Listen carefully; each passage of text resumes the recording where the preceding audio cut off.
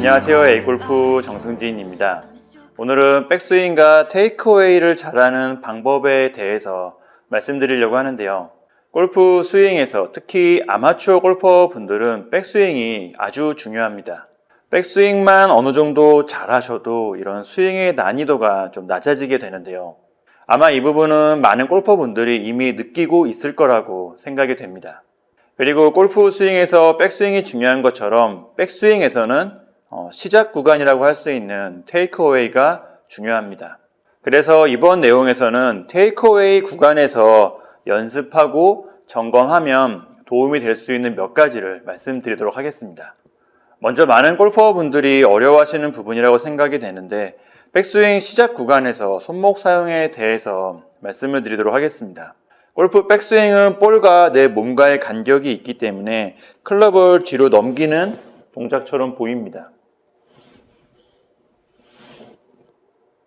그래서 많은 아마추어 분들이 손목을 비틀면서 클럽을 의도적으로 뒤로 넘기는 동작을 많이 하는데요.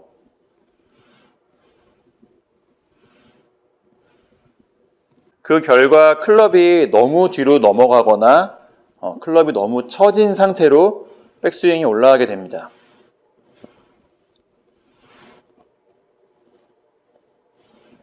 이렇게 처진 상태로 올라간 백스윙은 어깨 높이를 지나면서 클럽 샤프트의 방향이 반전되고 결국 오버스윙이나 크로스오버 같은 백스윙으로 연결이 됩니다.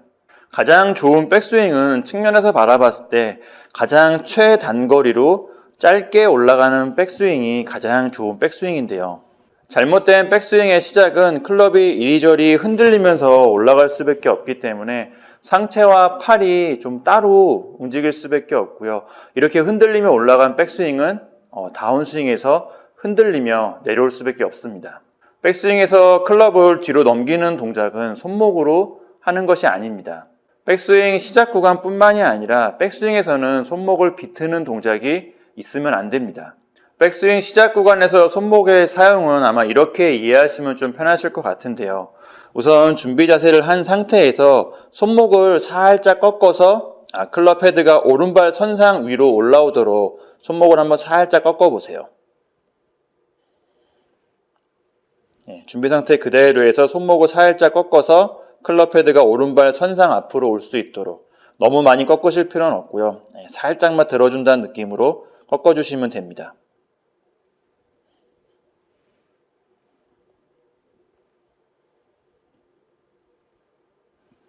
백스윙에서 손목의 사용은 이 정도 방향과 이 정도 강도가 적당하다고 할 수가 있는데요.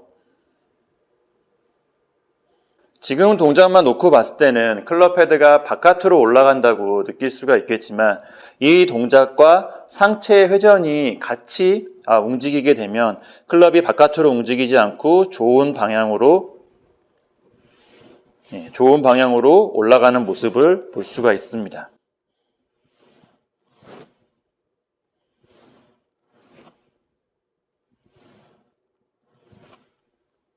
다른 측면으로 정리를 해보자면 클럽을 뒤로 넘기는 동작은 상체의 회전이 하는 일이고 손목은 클럽을 거의 직각으로 하늘 방향으로 들어주는 일을 한다고 볼 수가 있습니다. 이 두 가지가 조화롭게 균형감 있게 섞여서 올바른 궤도로 백스윙이 올라가는 거죠.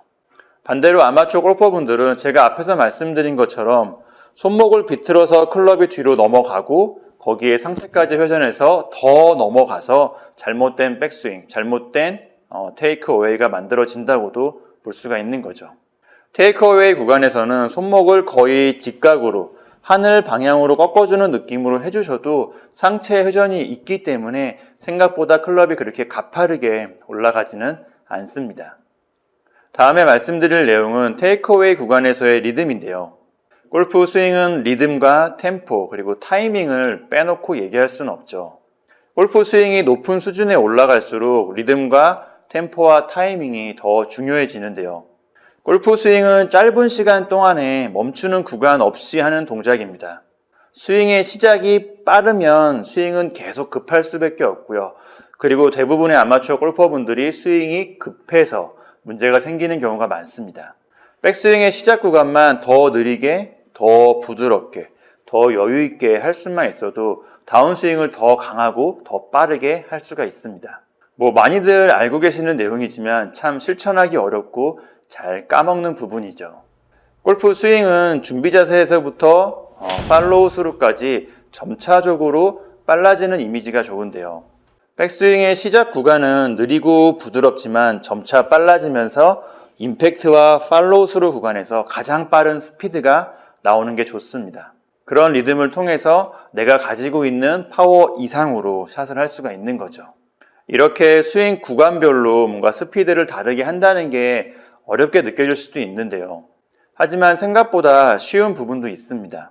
백스윙의 시작 구간을 부드럽고 여유 있게 할 수만 있다면 본능적으로 스피드는 점차 빨라지면서 임팩트 구간에서는 빠르게 스윙할 수가 있을 겁니다. 오히려 느리게 시작을 해도 이전보다 임팩트를 더 강하게 할 수 있는 느낌이 생기기도 하고요.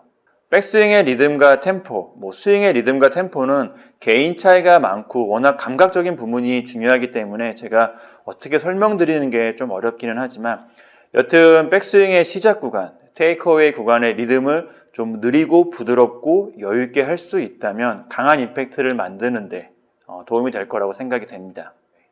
마지막으로 테이크어웨이 구간에서 하체와 골반이 너무 빨리 움직이는 것은 안 좋은데요.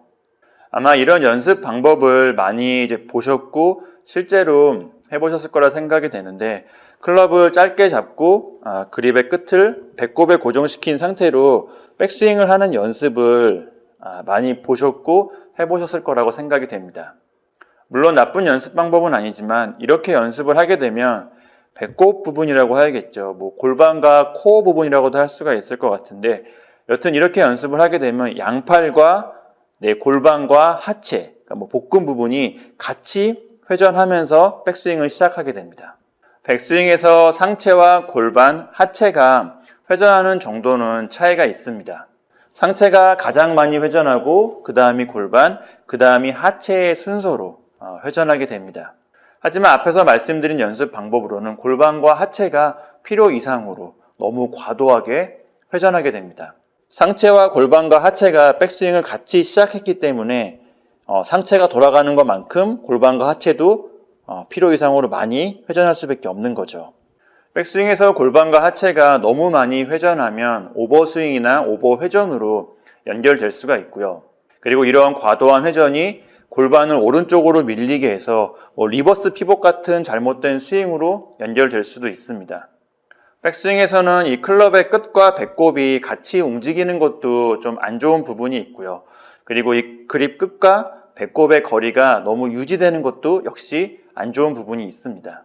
작은 차이이긴 하지만 클럽 헤드가 무릎 높이나 허리 높이를 올라올 때까지는 골반과 하체, 배꼽이라고도 할 수가 있는데 여튼 이런 부분들이 고정되어 있는 느낌이 좋습니다. 상체와 팔만 백스윙을 좀 시작한다고도 볼 수가 있는데요.